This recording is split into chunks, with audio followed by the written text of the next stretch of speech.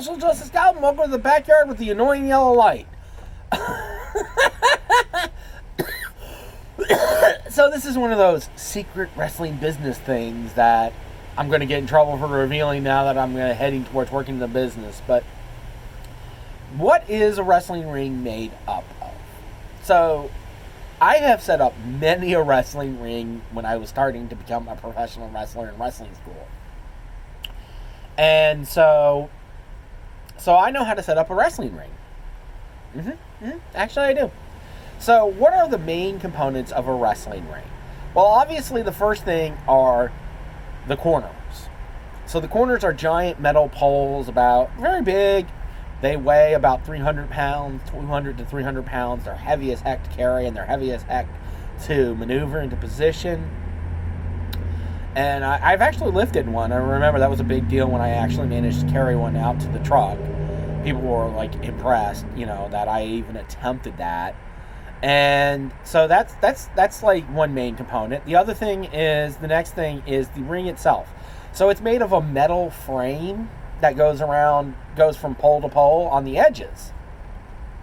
Then the next layer is they put a layer of, so in the middle of the ring they put kind of like a spring thing that gives the ring kind of its bounce and its noise. And the looser the spring is, the more bounce there's going to be in the ring. Because the next layer is just plywood with little metal kind of like hinge joints, not hinge joints, but they're kind of like this, and you put the boards in between them to hold the ring together. And then the next layer that goes on top of that is foam, and then you put the canvas on. So there is like about this much foam in the ring, and the noise is created because depending on how loose you put the boards, because if you put the boards really tight, it's like hitting concrete. But if they put it loose, it kind of has like a little give to the ring. This is like when they drop on the ring in a heavy move, you see the referee jump up. The ref jumps up on purpose too, by the way. But that's so that there's spring and bounce in the ring. The next thing is the ropes. So the bottom rope is never used. It's kind of just there for show.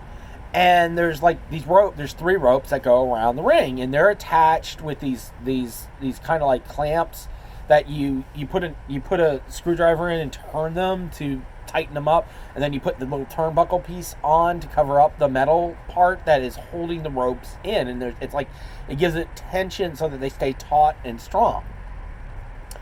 So that's that. But then there's also one other final piece of the ring that you don't understand. Because under the ring, obviously, there's this spring thing that's kind of giving it a little of its bounce. There's also two on the bottom underneath the canvas, underneath the ring.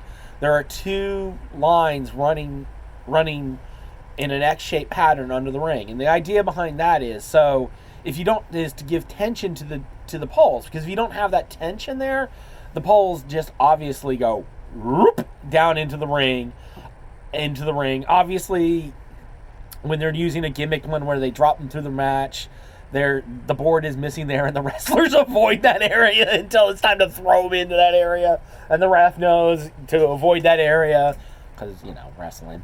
And so that in a nutshell is a wrestling ring. It's not that complex. Took me about to unload the truck took about an hour, and then to actually set up the ring took about an hour and a half to 2 hours at most. We could do it in an hour, and if you really are in a hurry, you can do it in 30 minutes, but there's a lot of turning a screwdriver because the ones underneath the ring, you again have that weird clampy thing that creates the tension so that it can hold them tense and taut and hold the ring ropes taut too.